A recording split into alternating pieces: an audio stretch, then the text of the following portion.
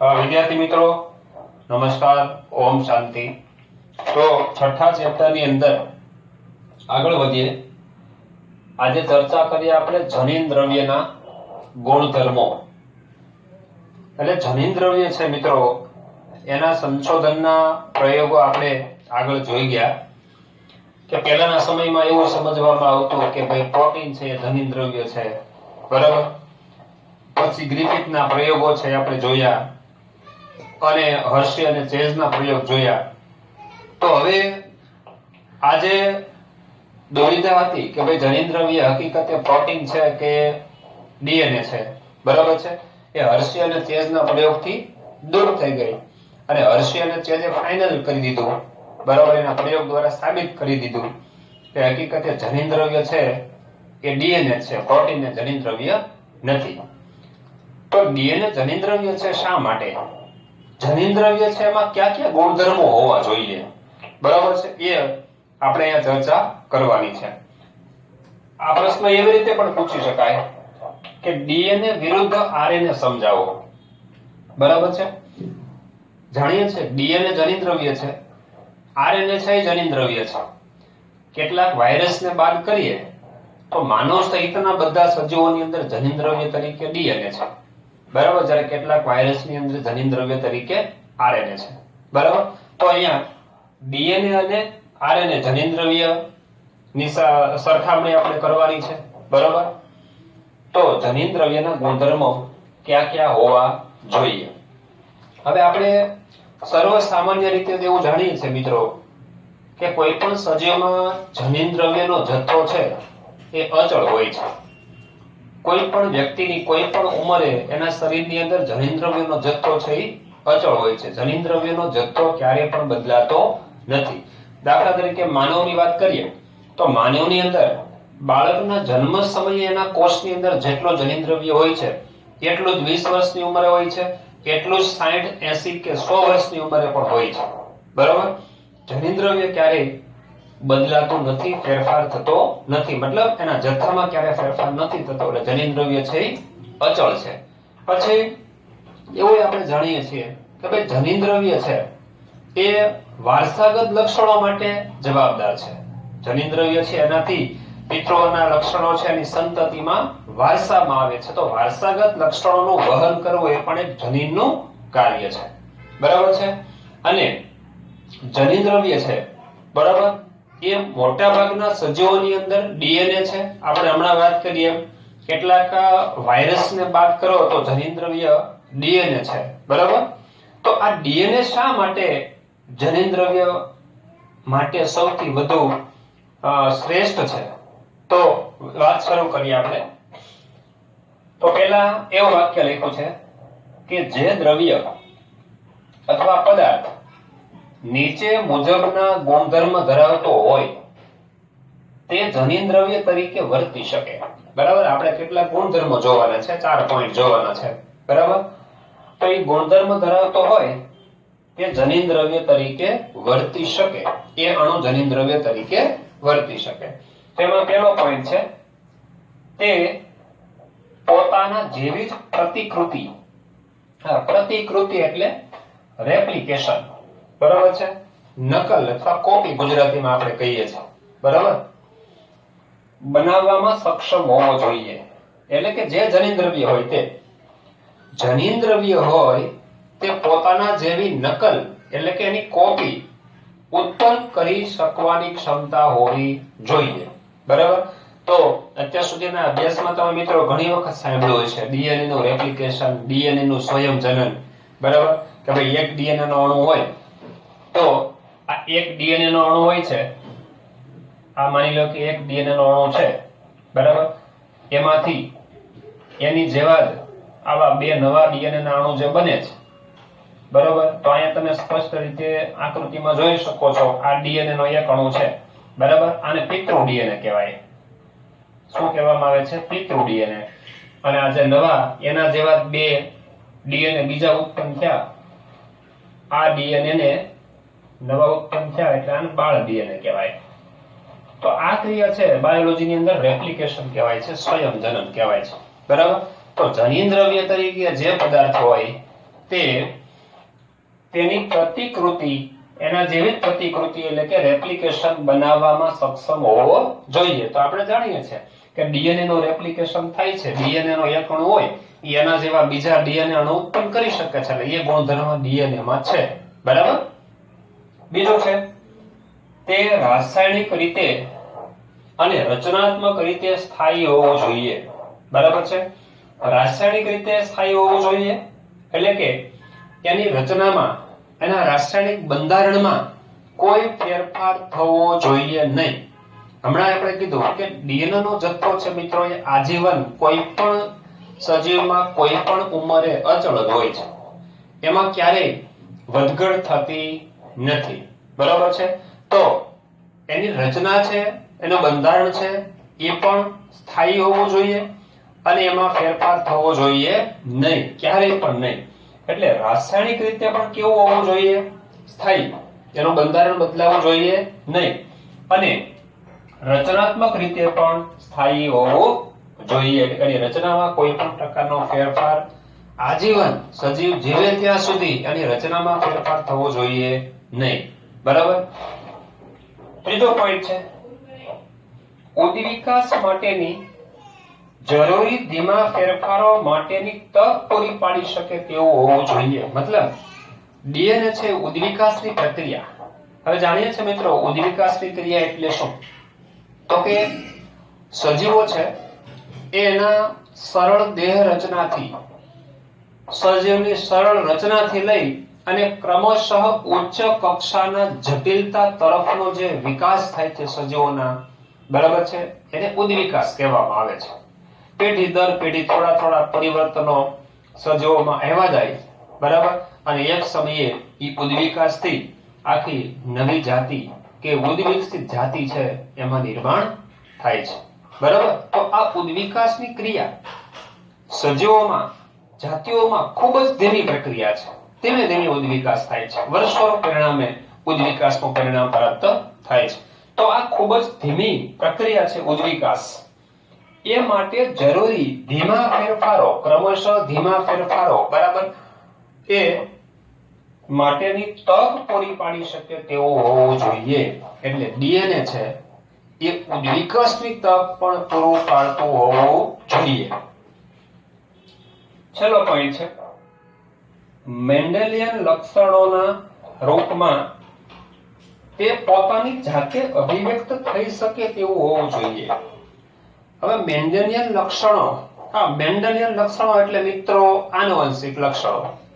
કારણ કે આનુવંશિકતાના પાયાના સિદ્ધાંતો છે આપણે 5મા ચેપ્ટરની અંદર ભણી ગયા, જે મેન્ડલ નામના વૈજ્ઞાનિકે રજૂ કરેલા.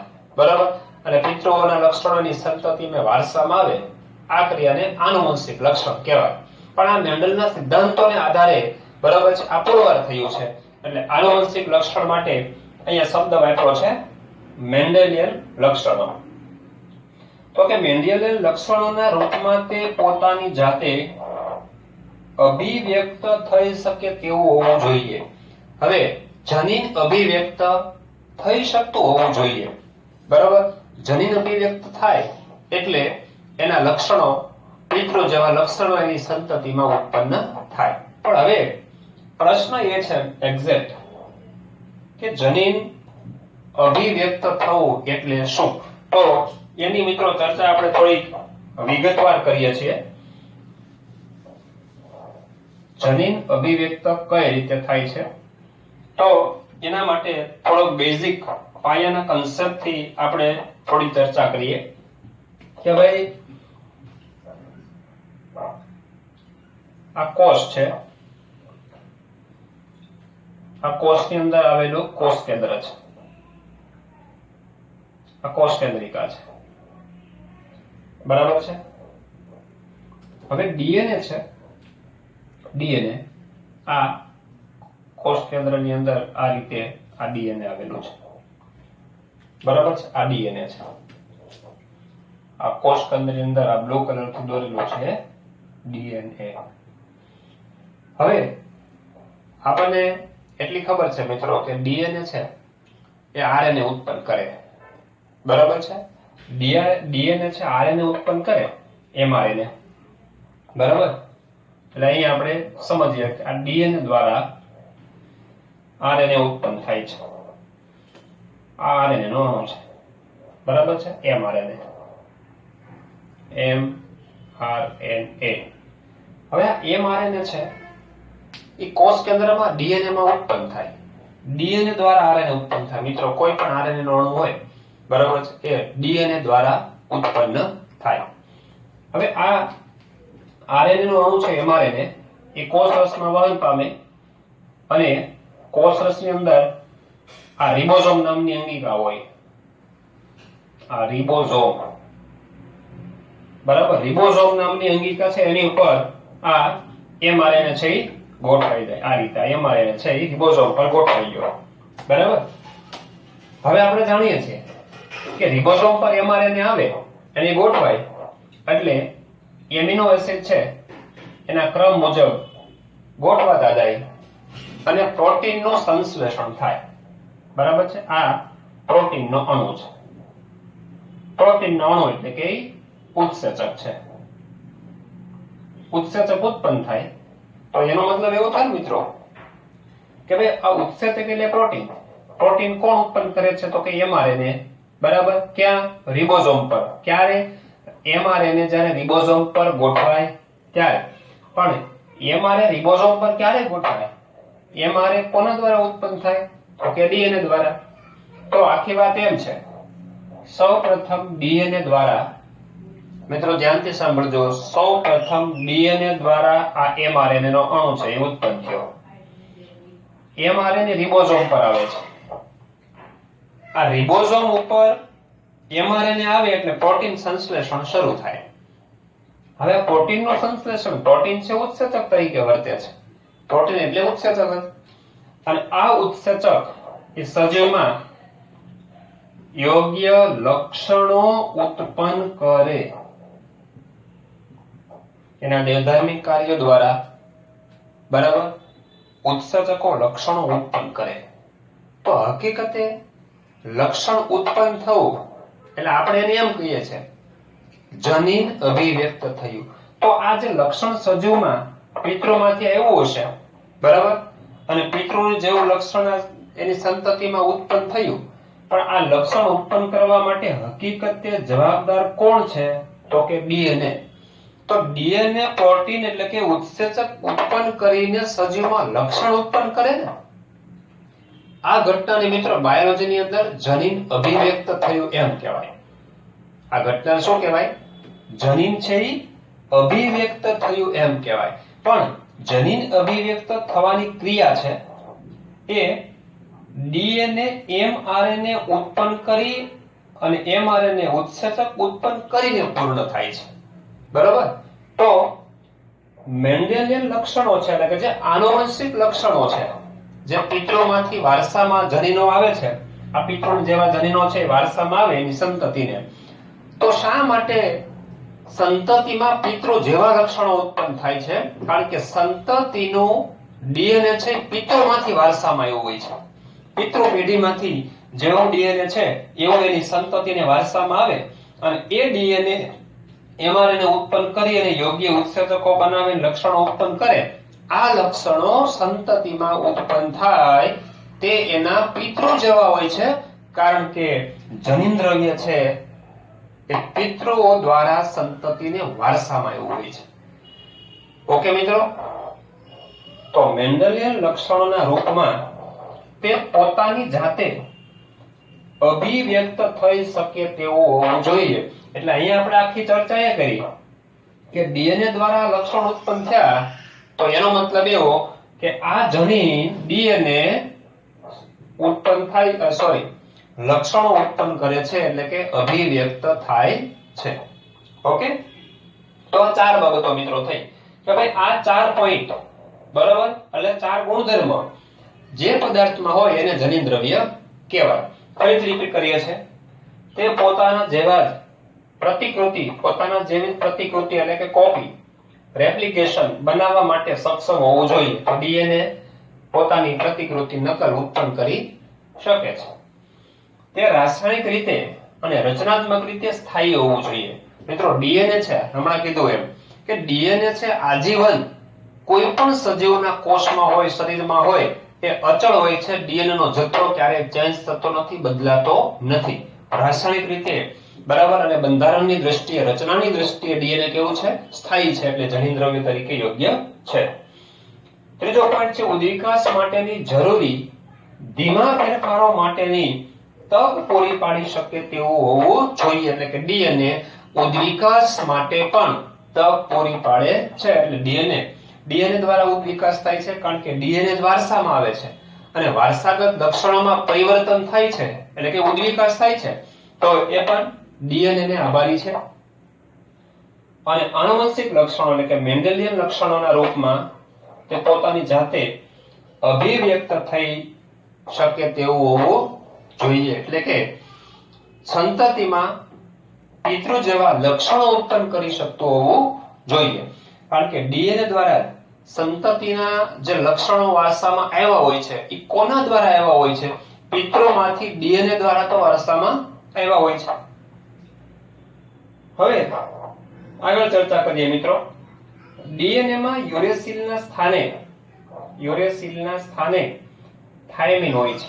આપણે જાણીએ છીએ કે ડીએનએ માં 4 પ્રકારના નાઇટ્રોજન બેઝ હોય છે, બરાબર છે? ડીએનએ હોય છે એમાં એડેનિન, ગ્વાનિન, સાઇટોસિન અને થાઇમિન હોય છે. જ્યારે આરએનએ છે મિત્રો, આરએનએ ની અંદર એડેનિન, ગ્વાનિન, સાઇટોસિન અને યુરેસિલ હોય છે. યુરેસિલ ડીએનએ માં ન હોય અને થાઇમિન છે આરએનએ માં ન હોય. એડેનિન, ગ્વાનિન અને સાઇટોસિન આ 3 નાઇટ્રોજન બેઝ છે, ડીએનએ અને આરએનએ માં કોમન હોય છે. આ બાબત આપણે જાણીએ છીએ. તો ડીએનએ માં થાઇમિન હોવાથી બરાબર છે, ડીએનએ ને વધુ સ્થાયિત્વ આપે છે. આ થાઇમિન છે મિત્રો, થાઇમિન એ ડીએનએ ને વધુ સ્થાયિત્વ આપનાર નાઇટ્રોજન બેઝ છે, બરાબર? તો ડીએનએ માં યુરેસિલના સ્થાને થાઇમિન હોય જે ડીએનએ ને વધુ સ્થાયિત્વ આપે છે. ડીએનએ અને આરએનએ વિકૃતિ પામી શકે છે. હવે વિકૃતિની વાત છે મિત્રો, તો કોઈ પણ જનીન દ્રવ્ય હોય એ વિકૃતિ પામી શકે, કારણ કે વિકૃતિ પામવી એ જનીનનો ગુણધર્મ છે. એટલે ડીએનએ માં વિકૃતિ થાય અને આરએનએ માં પણ વિકૃતિ થાય છે. જો કે ડીએનએ માં વિકૃતિ થાય એટલે આરએનએ માં વિકૃતિ થાય જ મિત્રો. કેમ? કારણ કે આરએનએ છે વાસ્તવિક કોના દ્વારા ઉત્પન્ન થાય છે? ડીએનએ દ્વારા. જો ડીએનએ જ વિકૃત હોય, આ ડીએનએ જો વિકૃતિ ધરાવતો હોય તો એના દ્વારા ઉત્પન્ન થતો આરએનએ બરાબર છે કેવો ઉત્પન્ન થાય? વિકૃતિ વાળો જ ઉત્પન્ન થાય, બરાબર છે? એટલે ડીએનએ અને આરએનએ વિકૃતિ પામી શકે છે. હા, હકીકતમાં આરએનએ અસ્થાયી છે અને ઝડપથી વિકૃત બની શકે છે. તો આરએનએ છે મિત્રો અસ્થાયી છે. હા, આરએનએ છે અસ્થાયી છે અને ડીએનએ છે બરાબર, ડીએનએ નું બંધારણ સ્થાયી છે, કારણ કે ડીએનએ નું બંધારણ અને જથ્થો ક્યારેય ચેન્જ થતા નથી આજીવન. હમણાં આપણે વાત કરી, બરાબર? પરંતુ સમય પ્રમાણે હા એમઆરએનએ વિકૃત થઈ શકે છે, એના જથ્થામાં પરિવર્તન આવી શકે છે.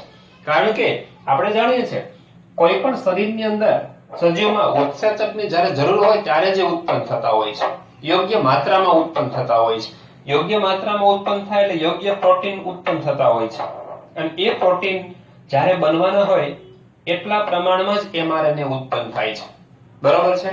એટલે એમઆરએનએ નો જથ્થો છે એટલે કે આરએનએ નો જથ્થો છે એ હંમેશા અચળ હોય એવું જરૂરી નથી, પરંતુ ડીએનએ નો જથ્થો હંમેશા અચળ જ હોય છે અને રચના બંધારણની દ્રષ્ટિએ પણ સ્થાયી હોય છે. તો એનો અર્થ સ્પષ્ટ છે મિત્રો કે આરએનએ કરતા ડીએનએ વધુ સ્થાયિત્વ ધરાવે છે, બરાબર છે? અચળ છે, બરાબર? એટલે હકીકતમાં આરએનએ કેવો છે? અસ્થાયી છે અને ઝડપથી વિકૃત બને છે, બરાબર? અસ્થાયી હોય એટલે એના બંધારણમાં ચેન્જ થઈ શકે, એટલે ઝડપથી વિકૃત બની શકે. તેથી જનીન દ્રવ્ય આરએનએ ધરાવતા વાયરસ ઝડપથી વિકાસ પામે છે અને વિકૃત પામે છે. હા, તો ડીએનએ કરતા આરએનએ ઝડપથી વિકૃતિ પામી શકે, બરોબર. તો આપણે ખબર છે, હમણાં ચર્ચા કરી કે મોટા ભાગના સજીવોમાં, માનવ સહિતના પ્રાણીઓમાં ઉચ્ચ કક્ષામાં, બરાબર છે, જનીનદ્રવ્ય તરીકે ડીએનએ છે. પણ કેટલાક વાયરસની અંદર, બરાબર, જનીનદ્રવ્ય તરીકે શું છે મિત્રો? આરએનએ છે. તો આરએનએ ઝડપથી વિકૃત પામી શકે છે. તો આરએનએ જેમાં જનીનદ્રવ્ય છે એવા કેટલાક વાયરસ હોય એ ઝડપથી વિકાસ પામે છે અને એમાં વિકૃતિ પણ ઝડપથી આવે છે. તો ડીએનએ કરતા વિકૃતિ વધારે શેમાં જોવા મળે છે? આરએનએ માં. ઝડપથી વિકૃત કોણ પામે છે? આરએનએ માં. ઓકે, વધુ સ્થાયિત્વ કોણ ધરાવે છે? ડીએનએ. મોટા ભાગના સજીવમાં જનીનદ્રવ્ય શું હોય છે? ડીએનએ. કેટલાક વાયરસમાં જનીનદ્રવ્ય તરીકે આરએનએ જોવા મળે છે.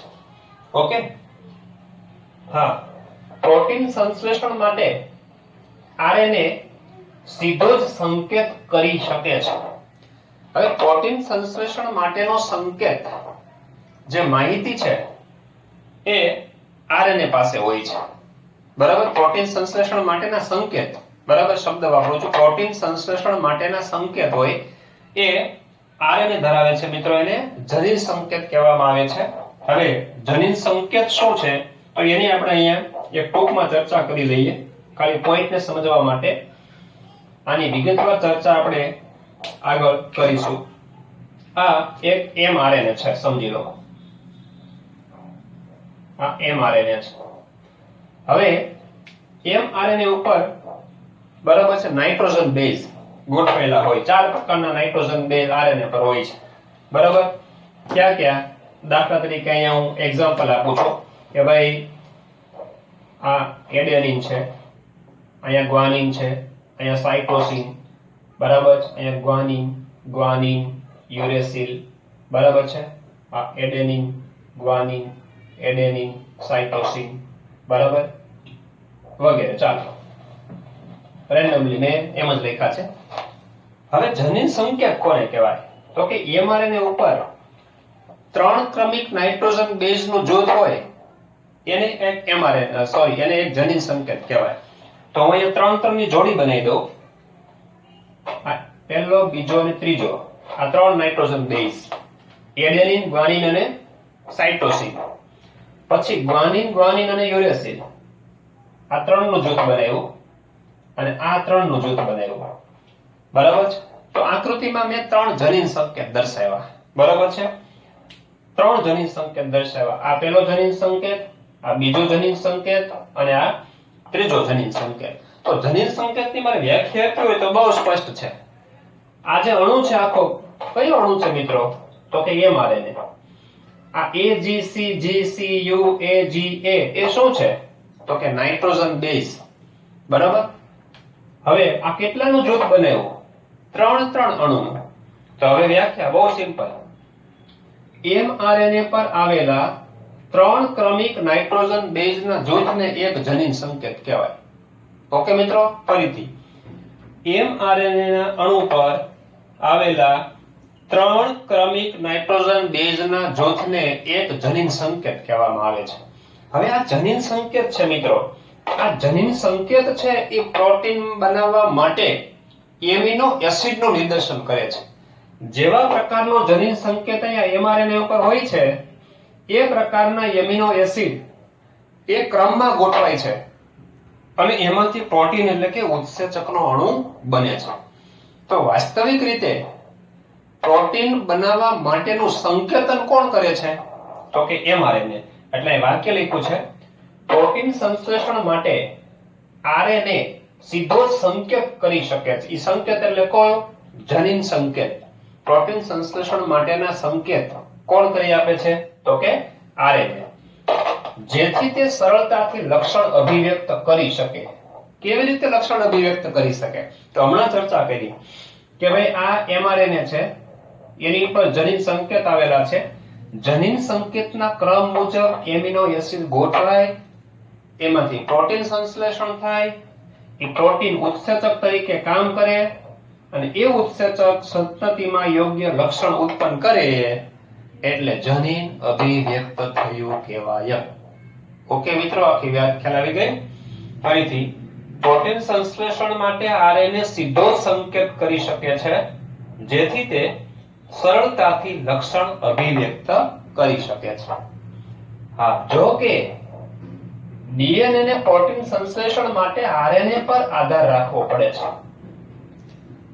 હવે મિત્રો ધ્યાનથી સમજો. આ લક્ષણ ઉત્પન્ન કર્યું કોણે? પ્રોટીન એટલે કે ઉત્સેચકે. ઉત્સેચક બનાવવો કોણે? એમઆરએનએ. પણ એમઆરએનએ કોણે બનાવ્યું? ડીએનએ.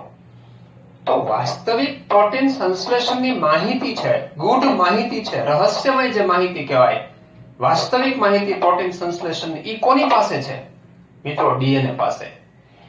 ડીએનએ પાસે પ્રોટીન સંશ્લેષણની માહિતી છે. એ માહિતી એમઆરએનએ ઉપર કોપી થાય છે. એમઆરએનએ કોપી કરી અને એ માહિતીને રિબોઝોમ પર લઈ આવે, એની માહિતી પ્રમાણે પ્રોટીન બને. આવી વાત છે કંઈક. પણ વાસ્તવિક એ માહિતી ડીએનએ ની છે. પણ ડીએનએ એમઆરએનએ ઉત્પન્ન કર્યા વગર પ્રોટીન સંશ્લેષણ નહીં કરી શકે. મિત્રો ધ્યાનથી સમજો. ડીએનએ ડાયરેક્ટ લક્ષણો અભિવ્યક્ત નહીં કરી શકે, ડાયરેક્ટલી પ્રોટીન બનાવી શકશે નહીં. તો ડીએનએ પહેલા શું કરવું પડશે? એમઆરએનએ બનાવવો પડશે. અને એમઆરએનએ છે એને દ્વારા પ્રોટીન ઉત્પન્ન કરી અને લક્ષણો અભિવ્યક્ત થાય. એટલે ડીએનએ ડાયરેક્ટ પ્રોટીન બનાવી શકે નહીં. પણ ડીએનએ પ્રોટીન સંશ્લેષણ કરવું હોય તો કોના પર ડિપેન્ડ રાખવું પડે? કોના પર આધાર રાખવો પડે? આરએનએ પર. જો કે ડીએનએ ને પ્રોટીન સંશ્લેષણ માટે આરએનએ પર આધાર રાખવો પડે છે. પ્રોટીન સંશ્લેષણની બધી જ વ્યવસ્થા આરએનએ અંતર્ગત વિકસિત થાય છે. પ્રોટીન સંશ્લેષણની બધી વ્યવસ્થા હોય, બરાબર છે, એ કોને કરવાની હોય છે? આરએનએ ને. અહીંયા ડીએનએ છે, આરએનએ ઉત્પન્ન કરી દીધું, બરાબર છે. 3 પ્રકારના આરએનએ બરાબર હોય છે. મેસેન્જર આરએનએ, બરાબર છે, આરઆરએનએ અને ટીઆરએનએ. એ સંયુક્ત રીતે પ્રોટીન સંશ્લેષણનું કાર્ય કરે છે. એટલે વાસ્તવિક રીતે પ્રોટીન સંશ્લેષણની બધી વ્યવસ્થા છે એ આરએનએ અંતર્ગત વિકસિત થાય છે. આમ હવે આરએનએ છે, સમજી શકો છો. અહીંયા આરએનએ જ્યાં સુધી રિબોઝોમ પર ન આવે ત્યાં સુધી પ્રોટીન સંશ્લેષણની ક્રિયા ન થઈ શકે, બરાબર. એ વાત અહીંયા સ્પષ્ટીકરણ છે. તો પછી હવે પ્રશ્ન એ થાય, તો આરએનએ કરતા તો ડીએનએ શા માટે વધુ સ્થાયી કે વધુ સારું જનીન દ્રવ્ય છે? બરાબર. તો મિત્રો આમ આરએનએ અને ડીએનએ બંને જનીન દ્રવ્ય તરીકે કાર્ય કરે છે, બરાબર. મોટા ભાગના સજીવોમાં જો જનીન દ્રવ્ય ડીએનએ છે જે તો સાબિત કરી દીધું આપણે, બરાબર. કેટલાક વાયરસની અંદર જનીન દ્રવ્ય તરીકે આરએનએ છે. તો આરએનએ પણ જનીન દ્રવ્ય છે, ડીએનએ પણ જનીન દ્રવ્ય છે, બરાબર. હા, પરંતુ ડીએનએ શા માટે વધુ બેટર જનીન દ્રવ્ય છે આપણે એની વાત કરીએ. પરંતુ ડીએનએ વધુ સ્થાયી હોવાથી જનીનિક માહિતીના સંગ્રહ માટે વધુ યોગ્ય છે. આરએનએ કરતા વધુ સ્થાયિત્વ કોનું છે મિત્રો? ડીએનએ નું. ડીએનએ વધુ સ્ટેબલ ન્યુક્લિક એસિડ છે, બરાબર, ઇન કમ્પેર ઓફ આરએનએ. એટલે ડીએનએ વધુ સ્થાયી હોવાથી જનીનિક માહિતીના સંગ્રહ માટે કોણ વધુ યોગ્ય છે? ડીએનએ. અને એ જનીનિક માહિતી છે, બરાબર, એનું સ્થળાંતરણ કરવું હોય, વહન કરવું હોય, રિબોઝોમ પર લાવીને પ્રોટીન સંશ્લેષણ માટેની માહિતી લઈ જવી હોય, તો સ્થળાંતરણ કરવા માટે કોણ વધુ યોગ્ય છે? તો કે આરએનએ વધુ યોગ્ય છે, બરાબર. તો આમ આરએનએ અને ડીએનએ બંને જનીન દ્રવ્ય તરીકે કાર્ય કરે છે. પરંતુ ડીએનએ વધુ સ્થાયી હોવાથી, આરએનએ કરતા ડીએનએ વધુ સ્થાયી હોવાથી જનીનિક માહિતીના સંગ્રહ માટે વધુ યોગ્ય છે ડીએનએ. અને જનીનિક માહિતીનું વહન કરવા માટે વધુ યોગ્ય હોય તો એ છે આરએનએ, બરાબર. તો મિત્રો આ ચર્ચા કરી આપણે ડીએનએ વિરુદ્ધ આરએનએ ની. ઓકે મિત્રો, તો નેક્સ્ટ લેક્ચરમાં નવા ટોપિક સાથે મળશું. નમસ્કાર. ઓમ શાંતિ. 10 minutes.